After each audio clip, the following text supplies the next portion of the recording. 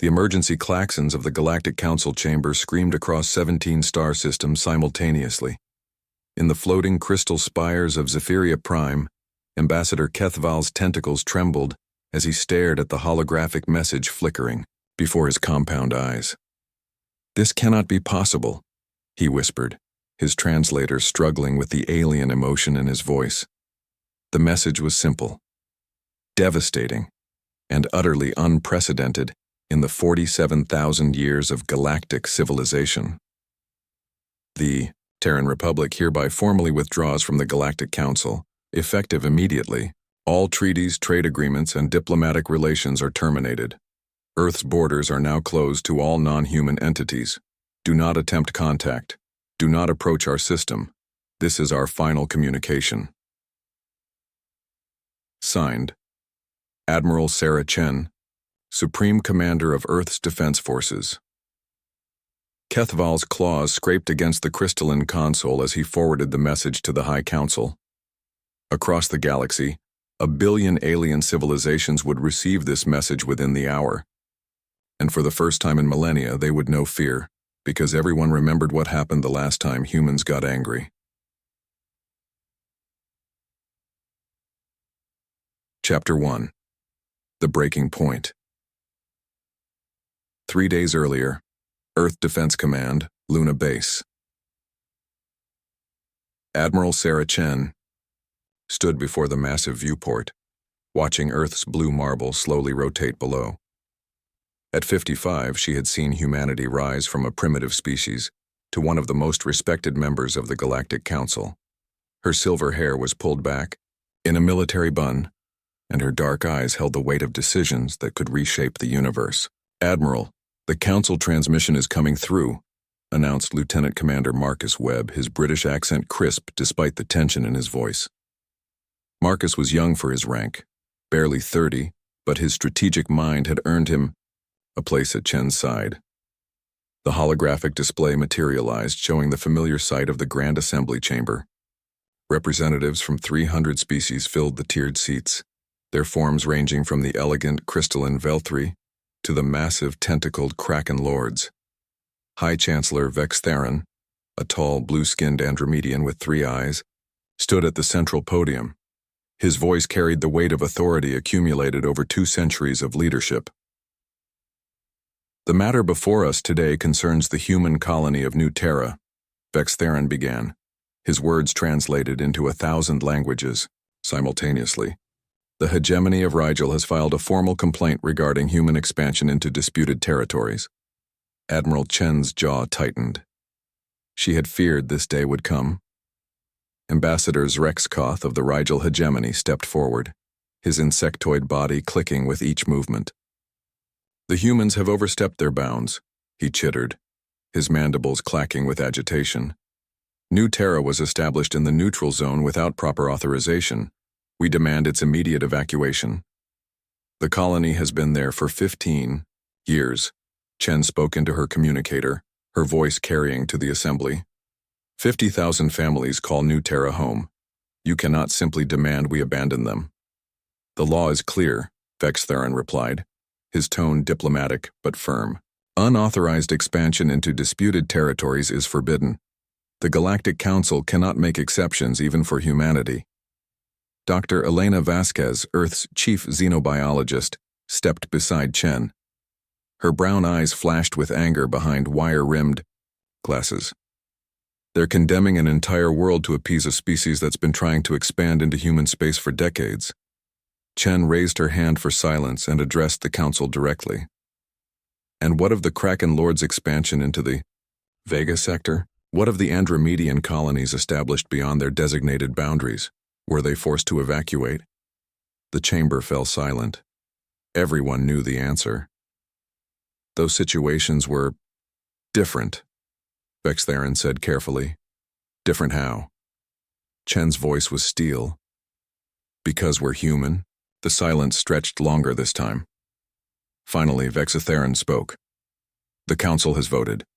New Terra must be evacuated within 6 months, or the Rigel hegemony is authorized to use force to remove the colonists." The transmission ended. Chen stood, motionless for a long moment, staring at the empty space where the hologram had been. Marcus and Elena waited, knowing better than to interrupt their admiral's thoughts. "How many more times?" Chen asked quietly. "Ma'am?" Marcus inquired. "How many more times will they move the goalposts? How many more double standards will we accept?"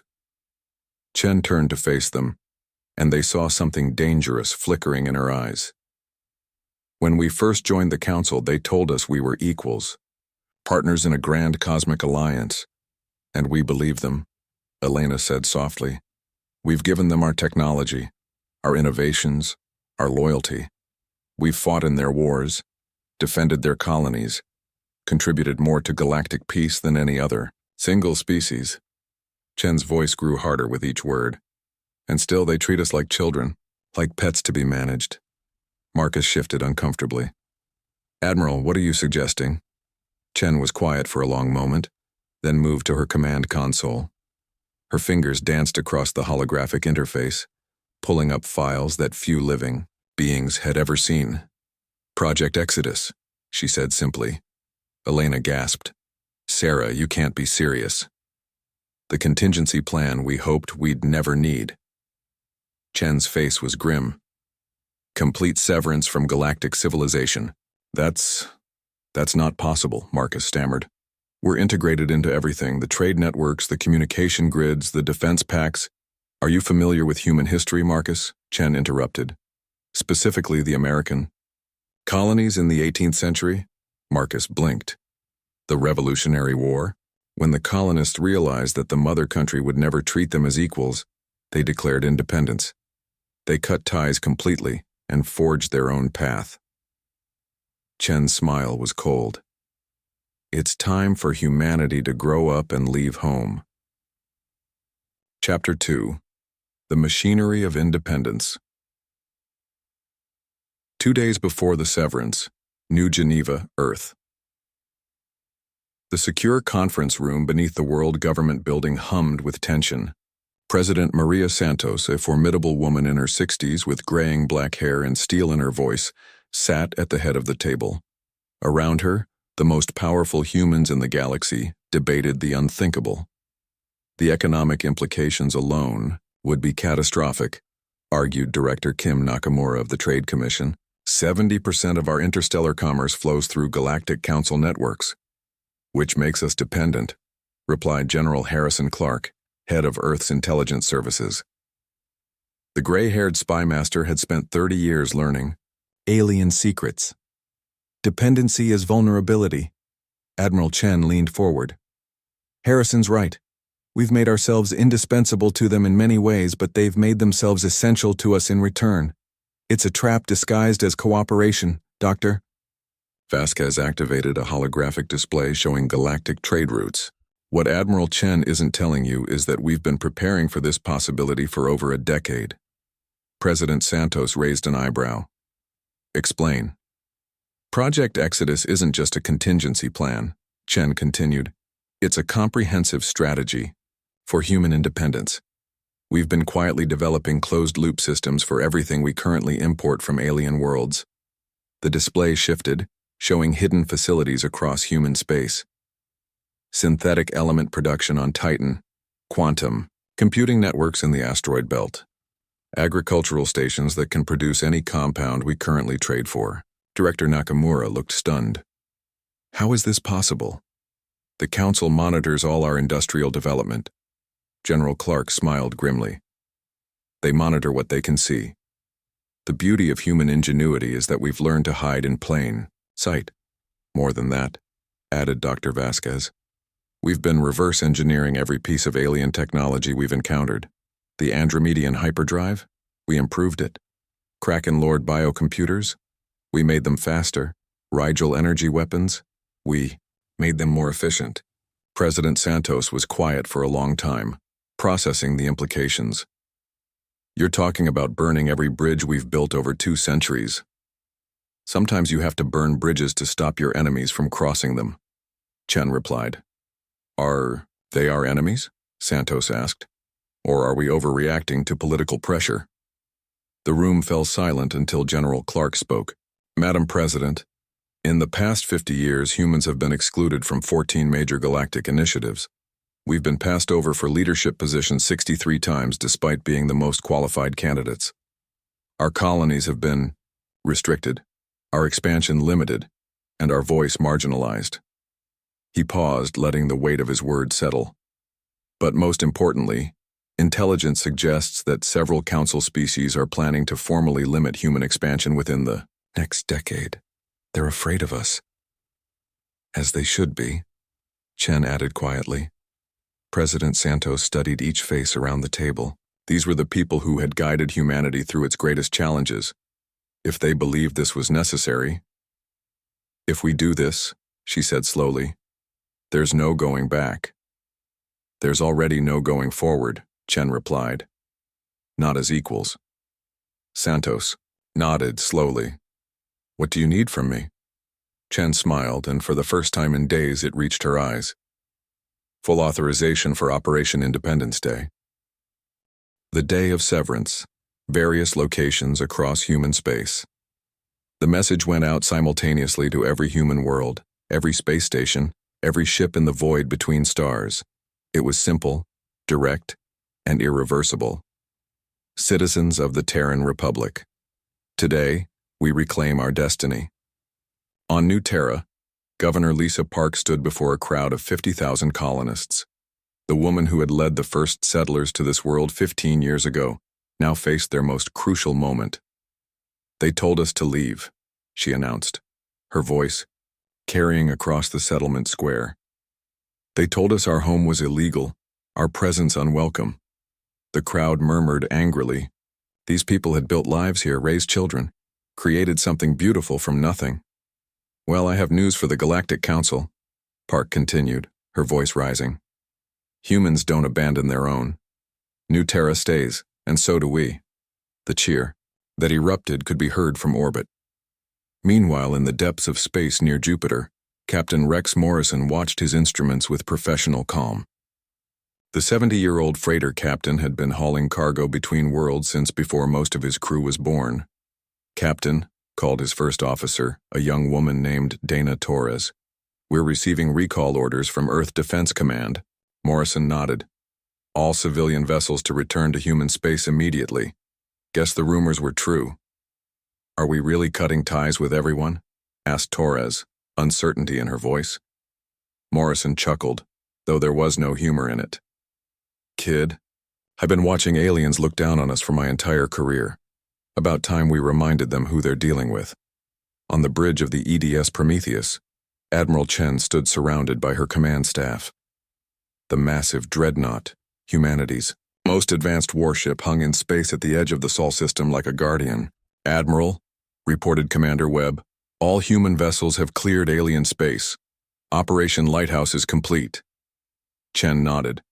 Operation Lighthouse had been the careful extraction of every human citizen from alien worlds, accomplished under the guise of routine diplomatic rotations over the past 6 months.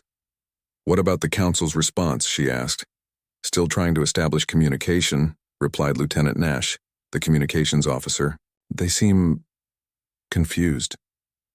Chen almost smiled. They'll figure it out soon enough. What's the status of the veil? Dr. Vasquez stepped forward, tablet in hand. All quantum beacons are active. The moment we activate the network, human space will be completely invisible to their sensors.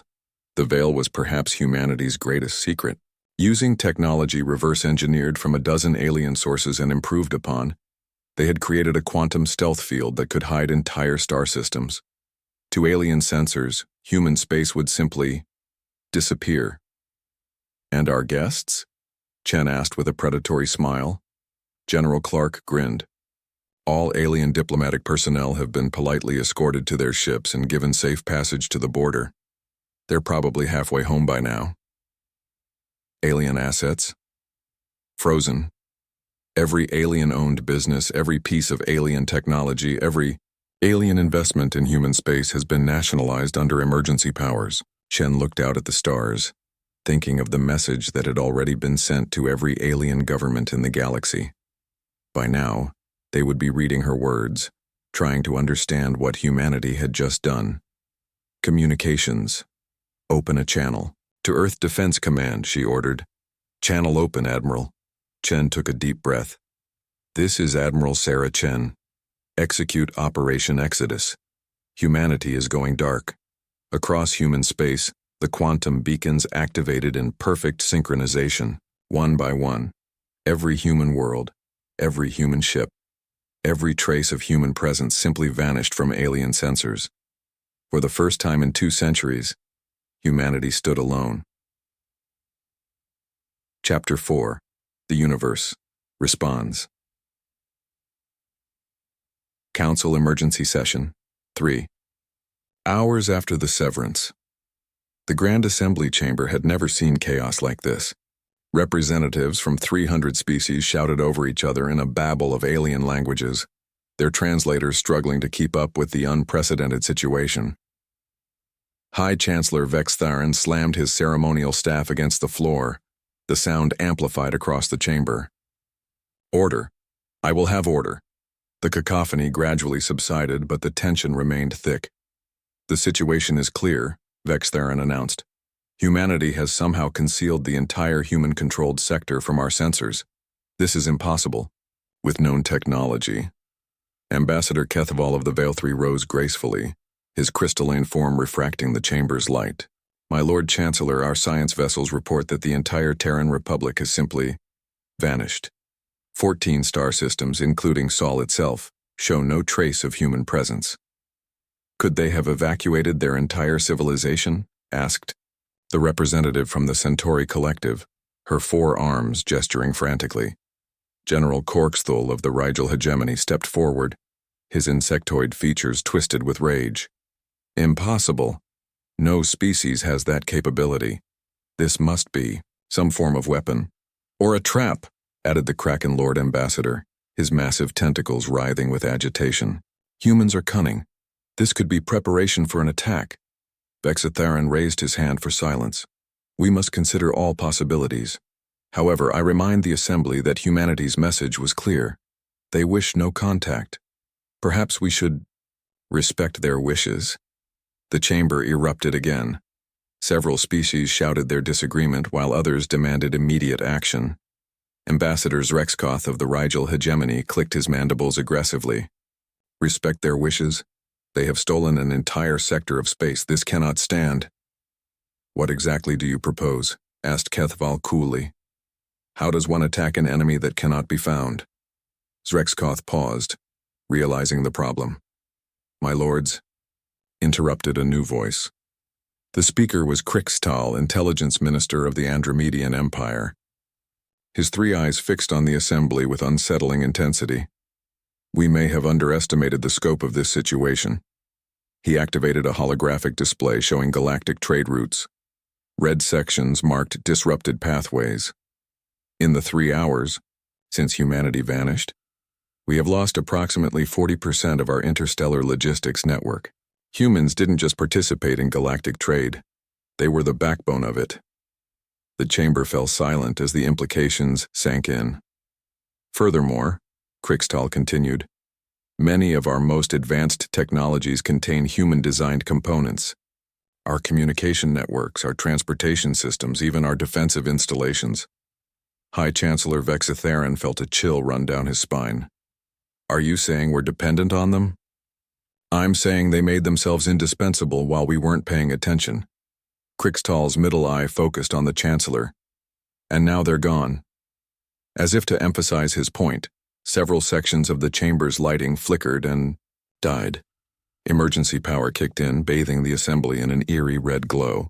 The quantum processors managing our environmental systems, explained a technician's voice over the intercom. They were manufactured on Mars. Meanwhile, unknown location in human space. Admiral Chen stood in the command center of what had once been a classified research facility. Now, it served as the temporary capital of humanity's new isolationist government. Status report, she ordered. Dr. Vasquez pulled up a holographic display showing human space. All systems green. The veil is holding perfectly. 2 external sensors. We simply don't exist. What about internal communications? Quantum entanglement networks are functioning at 110% efficiency, reported Commander Webb. We're actually more connected now than we were before. Economic status? Director Nakamura looked surprised by her own report. Remarkably stable. The closed-loop systems we've been building for decades are handling the transition better than projected. We're actually seeing improved efficiency in several sectors. Chen nodded with satisfaction. And morale? General Clark smiled. Through the roof. Turns out most humans were getting tired of being treated like junior partners in their own galaxy. A communications officer approached. Admiral, we're intercepting massive amounts of chatter from alien governments. They're panicking. Show me. The main display filled with intercepted transmissions. Alien languages scrolled past with real-time translations. Trade route Alpha 7 is completely disrupted. Human maintenance crews are gone. The quantum processors are failing. We need human technicians. Economic projections show catastrophic losses if this continues. How do we fight an enemy we cannot see? Chen watched the chaos unfold with grim satisfaction. They're beginning to understand. Understand what? Asked Dr. Vasquez. That we were never their junior partners. We were their essential partners. And now they're about to learn the difference between cooperation and dependency. President Santos entered the command center, looking both exhausted and exhilarated. The latest polls are incredible, Sarah. 97% approval for the severance. And the colonies? Every single human world has chosen to remain with the Republic, not one defection. Santos smiled. Turns out loyalty works both ways. Chen nodded, then turned to address the room. Ladies and gentlemen, Phase 1 is complete. Humanity has successfully severed ties with galactic civilization. She paused, letting the magnitude of that statement sink in. Phase 2 begins now. We're going to show the universe what humans can accomplish when we're not being held back by those who fear our potential. Epilogue. 6 months later. Galactic Council, Emergency Economic Summit. The once grand assembly chamber now felt hollow. Nearly a third of the species that had once filled its seats were absent, their governments having collapsed or withdrawn from galactic affairs due to the economic chaos following humanity's disappearance. High Chancellor Vexatheron looked older, his blue skin pale with stress. The reports are consistent across all sectors, he announced to the diminished assembly. Economic output down 60%. Trade disrupted on 7,000 routes. Technological advancement has slowed to a crawl. Ambassador Kethaval rose slowly. Perhaps it is time to acknowledge the obvious, my Lord Chancellor. Which is, we need them more than they need us. The chamber remained silent. The proud representatives of ancient civilizations struggled with the humbling truth. The humans offered partnership, continued Kethaval. We gave them condescension. They offered innovation. We gave them restrictions. They offered loyalty.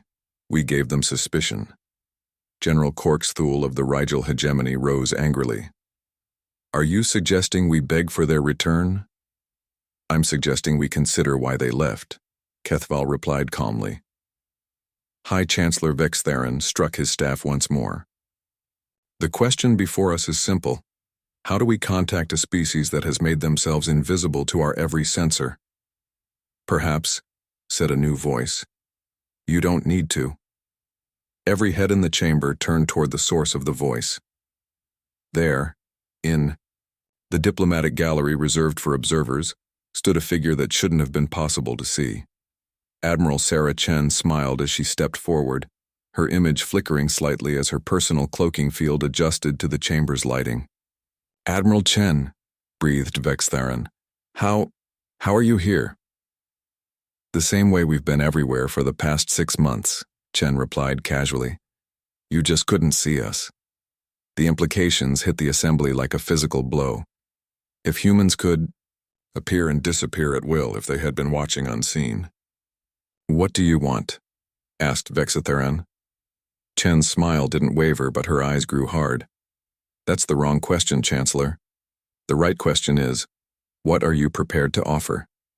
She activated a small device, and suddenly every human who had ever lived in alien space materialized in the chamber.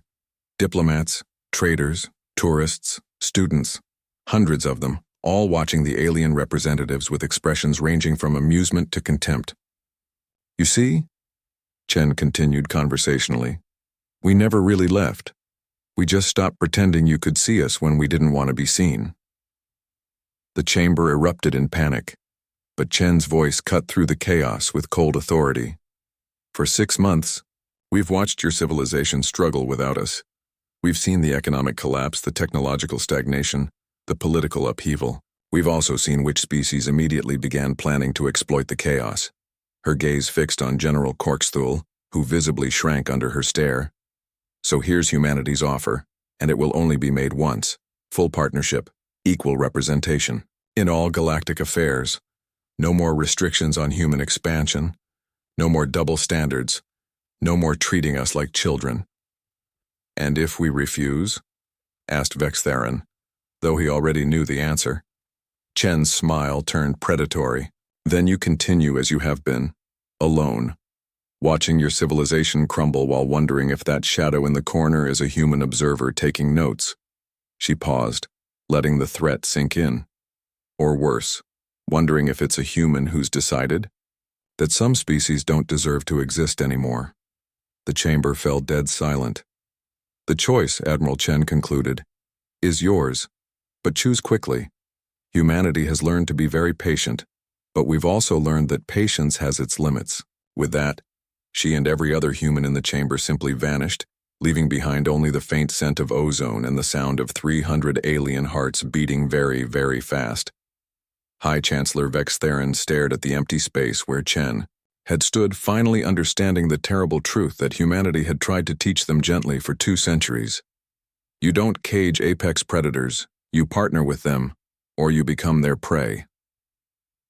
The vote for full human partnership passed unanimously, 10 minutes later.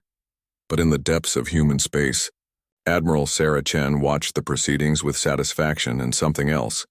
A cold calculation that suggested humanity's relationship with the galaxy would never be quite the same. After all, they had learned something valuable during their 6 months in the dark. The universe was much more fragile than anyone had realized, and humanity was much stronger. The end.